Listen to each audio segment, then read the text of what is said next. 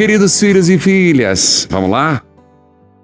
Bíblia na mão, palavra de Deus no coração, pé na missão. Nós vamos começar sobre palavra de Deus. Em que língua foi escrita a palavra de Deus, hein? Eu deixo essa pergunta para você, você sabe? Você sabe quantos livros tem a Bíblia, Antigo e Novo Testamento? Você sabe? Padre, tenho minha dúvida, ligue, por favor. Padre, não tenho pergunta, mas eu quero dar uma palavrinha, como é importante a palavra de Deus, como eu descobri. Ótimo. Padre, tem uma parte da Bíblia que eu não entendo. Eu posso tentar ajudar. Dizer que eu sei tudo, mas quem disser isso é um mentiroso. A gente pode tentar ajudar. Pois bem, você sabe por quê? Opa, e já vamos começar a atender. Graziela. Padre. Deus abençoe. De onde você fala, Graziela? De Porto Alegre. Porto Alegre, Rio Grande do Sul. Isso. Pois bem, você tem acompanhado os textos bíblicos? Tenho. Você tem alguma dúvida sobre a Bíblia? Sim, tenho acompanhado, né, o seu programa. Mas assim, padre, eu gostaria de fazer duas perguntas. Por favor, vou tentar saber responder. Isso. A primeira, assim, eu gostaria de saber, né, muita gente fala assim, a oração da Ave Maria. A oração da Ave Maria é só católico que reza. Então, e uma vez me falaram assim, a história de Maria é contada no capítulo de Lucas. Então, assim, eu gostaria de saber como que veio a oração da Ave Maria, se foi através da Bíblia. E uma outra pergunta, assim, se Jesus era judeu, fala, né, Jesus era judeu, por que nós católicos não somos judeus e sim católicos? Tá. Vou começar por essa última e depois eu vou responder como surgiu a Ave Maria. Sabendo que a Ave Maria eu vou mostrar na Bíblia, em Lucas. Mas depois como que foi a origem. E na verdade, aí vou falar do santo que foi o que formatou, tá? Sim. Vamos começar sobre a pergunta. Jesus era judeu? Era mesmo. Veja, só que houve... No Antigo Testamento, você sabe que a Bíblia é dividida em Antigo e Novo. O Antigo Testamento tem as promessas de que o Senhor visitará o seu povo. Em Isaías, os profetas falavam isso. E uma das profecias de Isaías é que surgirá da nação que Deus escolheu. Lembra que Deus disse, vocês serão meu povo e eu serei o vosso Deus, não foi? Sim. Então, qual era a nação que Deus se manifestou? Foi Abraão, de Abraão a Moisés, de Moisés ao povo de Israel, não foi? Sim. Ao povo judeu. Então, Jesus, o Messias, o Salvador, tinha que nascer do povo de judeu. Porém, num primeiro momento, até se a gente olhar na Bíblia, Jesus tem um certo momento que ele diz para uma mulher que não era judia, pediu um milagre. Jesus disse, não se dá aos cachorros o alimento que serve aos senhores. E ela diz, mas também os animais comem das migalhas que caem da mesa. Então existem vários textos que mostram que o próprio nosso Senhor Jesus Cristo foi entendendo que a sua mensagem não era restrita ao povo judeu, ela era universal, que era para todos os povos. Segundo, Pedro também teve esse processo de entender que Jesus veio e morreu na cruz, não só para os judeus, mas para todos aqueles que aceitassem a boa nova. Por isso a palavra católico, que quer dizer universal. Católico apostólico, a palavra católico é universal para todos os povos. Por isso católico apostólico romano. Católico, uma igreja aberta a todos aqueles que querem crer em Jesus. Então não mais, Atos dos Apóstolos vai dizer, só judeus, nem os circuncisos, que são aqueles, porque o judeu fazia o que hoje a gente fala operação de fimose. Você sabe disso, não sabe? Então não é mais ao judeu nem ao circunciso, mas a todos aqueles que querem aderir a Jesus Cristo. Respondi essa primeira pergunta? E como? E aí, Pode. Graziela, pode desligar e volto respondendo a história da Ave Maria. E o Sérgio está na linha. Então eu volto para você não ficar na linha ouvindo a tua pergunta. Sérgio, De Reginaldo. Deus abençoe, Sérgio. Você fala de onde, meu Eu querido? falo de Recife, Pernambuco, mas Recife. Sérgio, qual a tua pergunta, meu filho? Olha, padre, eu sou católico, eu gostaria que o senhor me respondesse o seguinte: qual a diferença que existe entre a Bíblia católica e a Bíblia dos evangélicos? Mas E com se o grande católico, senhor? Eu com grande prazer respondo. E os católicos podem usar a Bíblia dos evangélicos? Posso responder depois? Pode. Então, a tua pergunta, vamos frisar. Tua pergunta é qual a diferença entre Bíblia católica e Bíblia evangélica? Exatamente. Segunda pergunta, se um católico pode ler a Bíblia evangélica? É.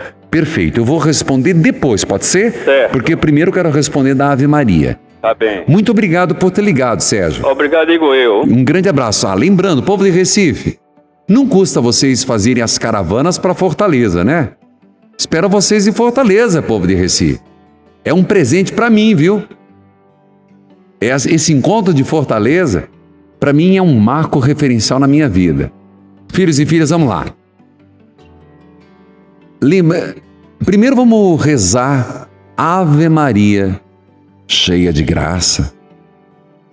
O Senhor é convosco. Anote Lucas, capítulo 1, versículo 28, primeira parte. Lucas, capítulo 1, versículo 28. O anjo entrou onde estava Maria e disse: alegra-te, cheia de graça, o Senhor está contigo. Eu não gosto dessa tradução. Não gosto, não. Eu vou na da Bíblia de Jerusalém. Ave cheia de graça, o Senhor está contigo. Pois bem, então é bíblica, respondida a primeira parte. Ave Maria, cheia de graça, o Senhor é convosco. Já expliquei. Lucas capítulo 1, versículo 28.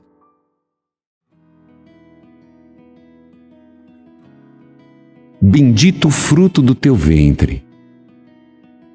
Pois bem, foi então que exclamou Isabel: bendita és tu entre as mulheres, e bendito o fruto do teu ventre. Como posso merecer que a mãe do meu Senhor venha me visitar? Lucas, capítulo 1, versículo 40 a 45. Anotou? Qual o primeiro texto? Lucas 1, 28. Segundo texto, Lucas 1, 40. Veja. Bendito o fruto do teu ventre, Jesus. Felizes os peitos que te amamentaram. Você lembra desse texto? Nesse ponto, a oração chega ao seu vértice superior. A invocação do nome de Maria e das propriedades conduz a Jesus.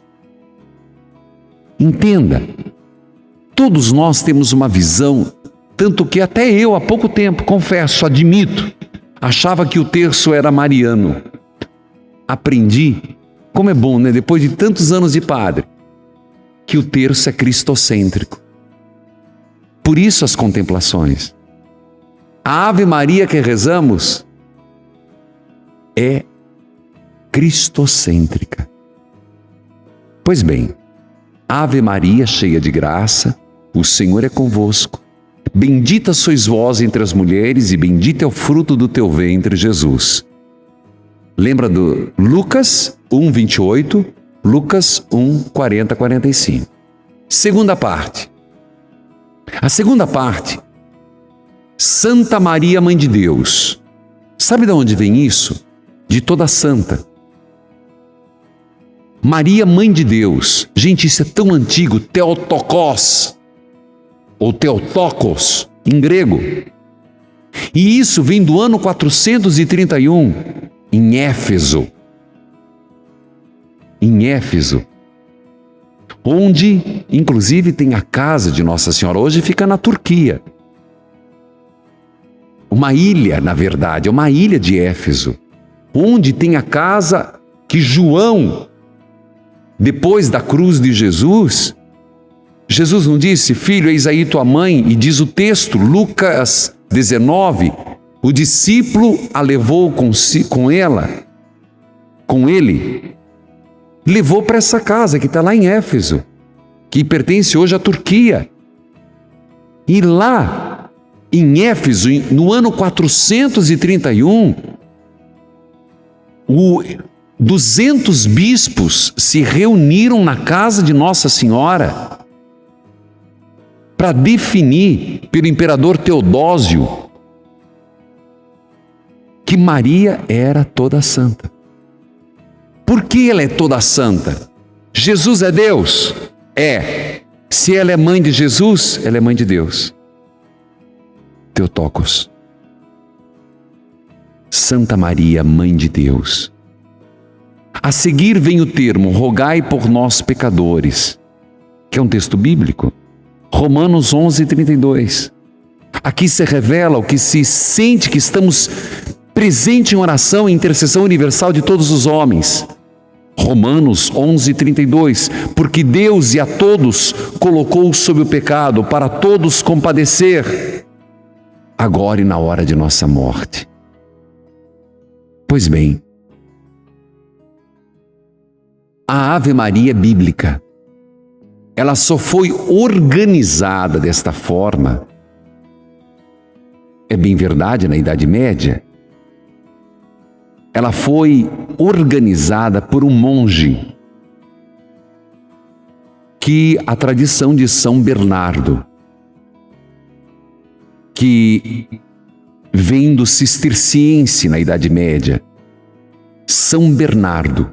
Mas você viu pelos textos que eu citei, Lucas 1:28, Lucas 1:40-45, depois, Romanos 11:32.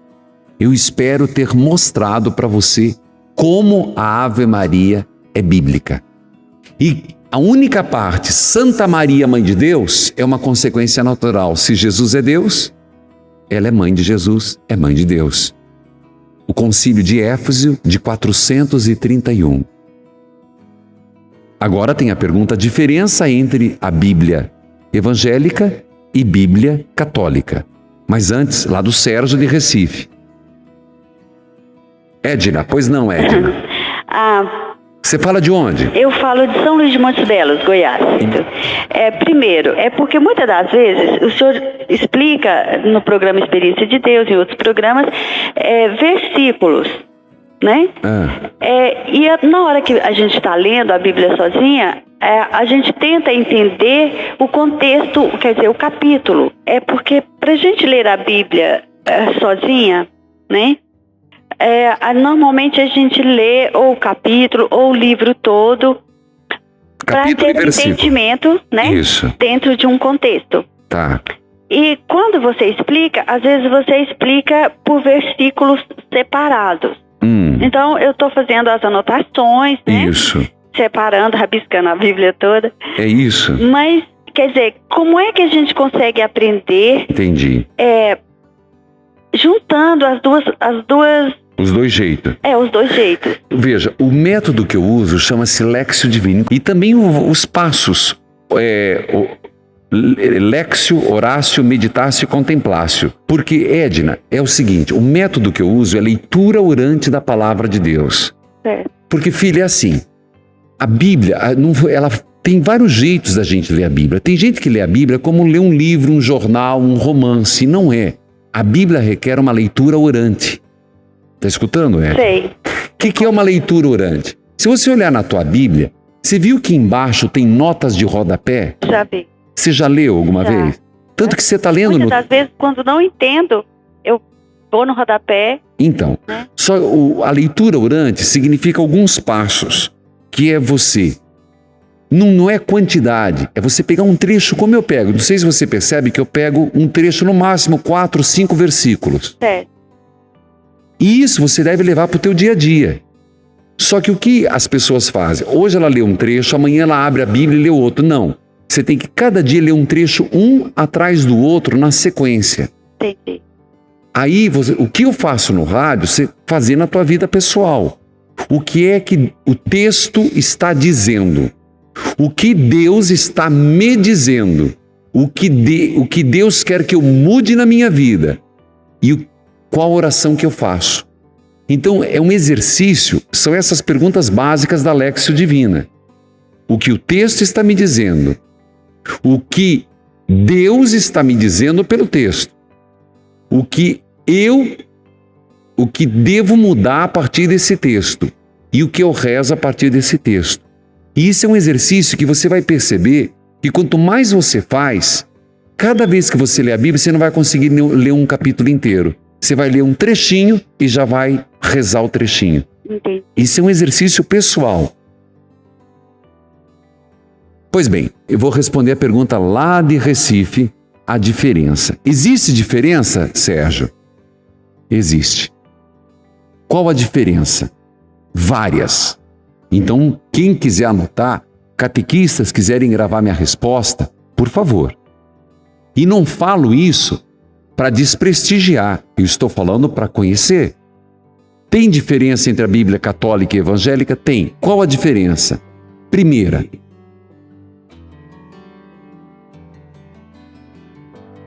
lembremos que a Bíblia, ela foi escrita, inspirada por Deus, escrita pelos homens. Entende isso? O livro foi escrito em várias línguas, principalmente hebraico, aramaico e grego. São as 3 línguas básicas. Hebraico, aramaico e grego. Hoje, o hebraico ainda é falado em Israel. É uma língua viva.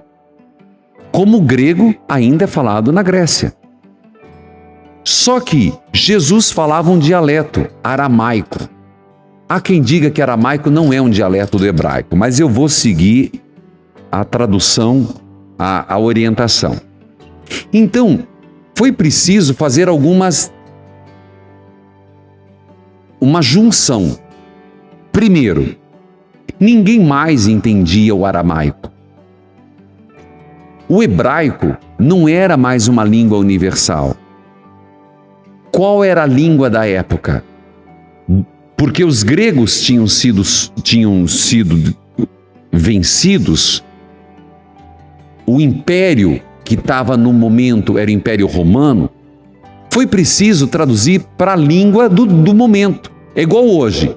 Qual que é a língua hoje que se fala universalmente? O inglês. Muito breve vai ser o mandarim. Mas hoje é o inglês. Se você quiser se comunicar, é no inglês. Na época era o latim, porque quem era o mais forte? Era o latim. Por isso, São Jerônimo... e São Jerônimo tem uma história maravilhosa, não sei se vai dar tempo de eu contar. O túmulo de São Jerônimo é algo impressionante. São Jerônimo ficou 18 anos numa capela sem sair. 18 anos numa capela, traduzindo a Bíblia. São Jerônimo traduziu para o latim. Nesta tradução, ele foi muito delicado. Mas, quando em 1500 houve a divisão de Martim Lutero não aceitou alguns livros. Quais livros que não foram para a Bíblia evangélica? A Bíblia católica, ela tem mais livros do que a Bíblia protestante. Por exemplo, no protestante tem 38 livros, faltando os seguintes livros. Se você olhar numa Bíblia, que eles falam Bíblia evangélica, eu não sei, é Bíblia protestante. Porque a diferença veio com o protestantismo, com Martim Lutero em 1500. Falta 1º e 2º Macabeus, quem está anotando. Na Bíblia evangélica protestante falta o livro de Tobias, o livro de Judite, não tem o livro da sabedoria, nem de Eclesiástico e nem de Baruque. Falta o livro de Esther. No livro de Esther, o capítulo 6, no de Daniel, a oração de Azarias, o cântico dos mancebos, o episódio da Susana, a história de Bel e do dragão. Na Bíblia Católica, portanto, tem os outros, esses que faltam. Então, esse é o primeiro ponto. Mas existe mais. A questão de tradução. Isso é muito importante. Se você olha a tradução de uma Bíblia, a forma como é colocada, por exemplo, há uma diferença, parece que não. Alegra-te cheia de graça, ave cheia de graça. Existe uma diferença. A diferença entre a tradução de comunidade como eclésia, igreja, e comunidade como congregados. Tanto que se você pega uma Bíblia evangélica, você vai ver que a palavra eclésia, a palavra comunidade é traduzida como reunião. Estavam congregados em orar. Enquanto que na Bíblia Católica a tradução é: eles estavam em comunidade, reunidos no templo, igreja, rezando. Depois, a questão da tradução e a intuição de quem traduz. Então, pode-se usar? Pode. Não deve. Nós, católicos, temos muitas boas traduções. Eu posso citar todas. Da edição Paulus, existe a Bíblia Sagrada, edição pastoral. Tem a Bíblia da Ave Maria. Eu não ganhei nada para dizer isso, gente. Estou dizendo porque eu me sinto pai espiritual. Também é boa. Tem a tradução da Bíblia de Jerusalém, para quem gosta de estudar. A Bíblia de Jerusalém, ela tem... Por que ela tem de diferente? Ela é uma linguagem um pouco mais difícil, uma tradução um pouco mais exata, mas a nota de rodapé é bem maior. Então, para quem gosta de estudar, às vezes a nota de rodapé pega a página inteira. Existe a outra Bíblia, a ecumênica TEB. Eu confesso, eu tenho um pouco de dificuldade com essa tradução. Eu tenho. Então, dizendo, existe Ave Maria, Paulinas, Paulus, Bíblia de Jerusalém, existe várias traduções, fique nessas. Pela falta de alguns livros, mas principalmente pela tradução.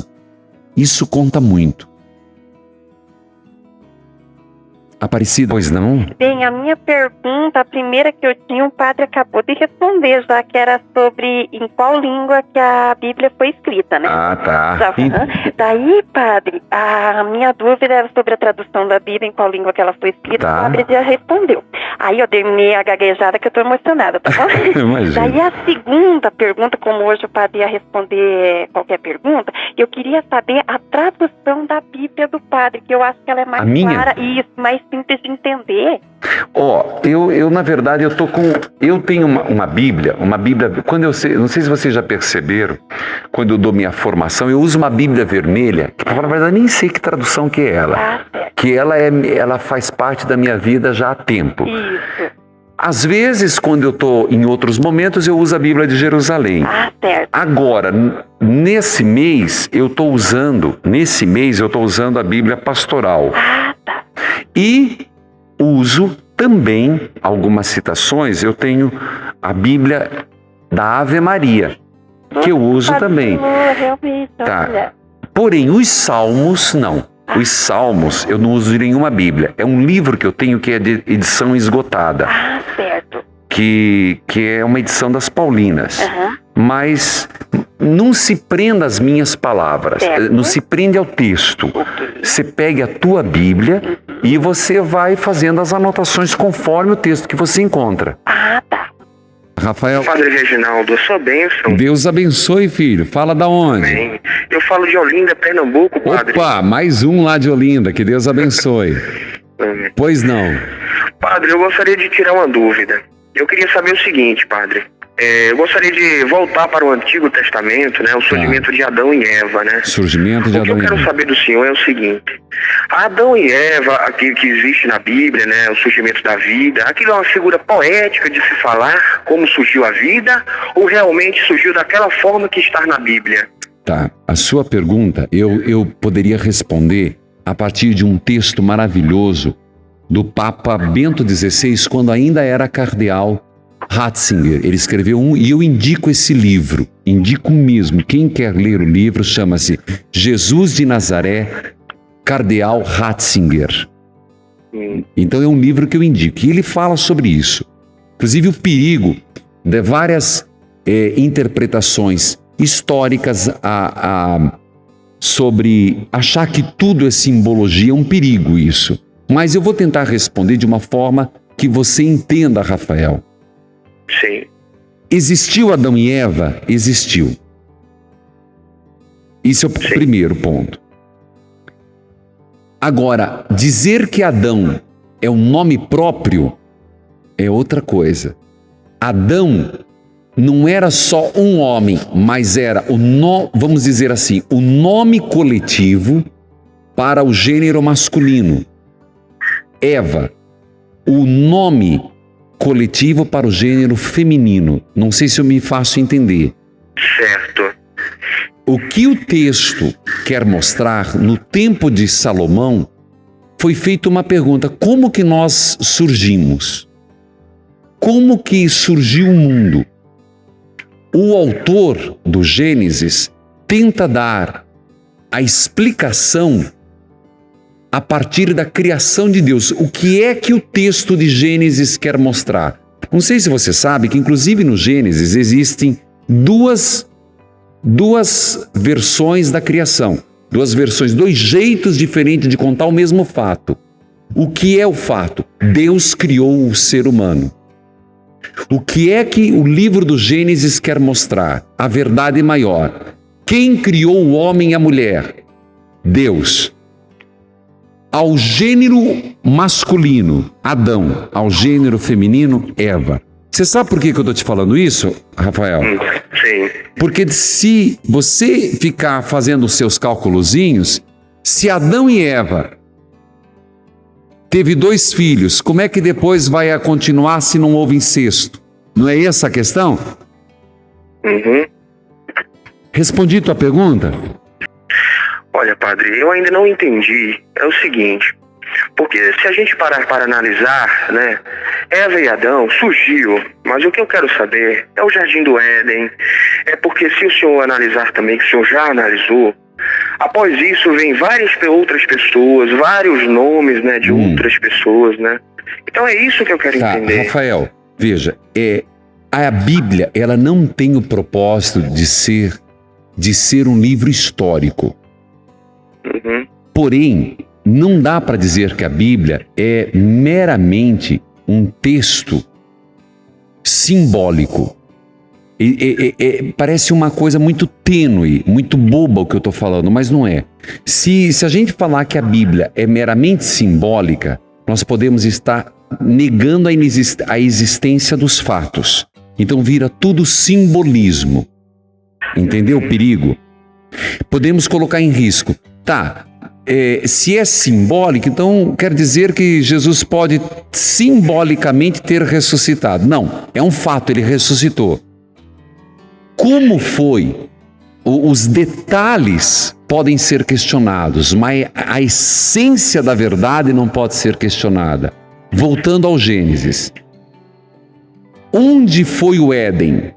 Há quem diga que o Éden é o mesmo lugar onde vai ser o Armagedon. Há quem diga que o Éden era um oásis no deserto. Sinceramente, isso para mim não é importante. O importante é o fundamental daquele texto. Deus criou o ser humano.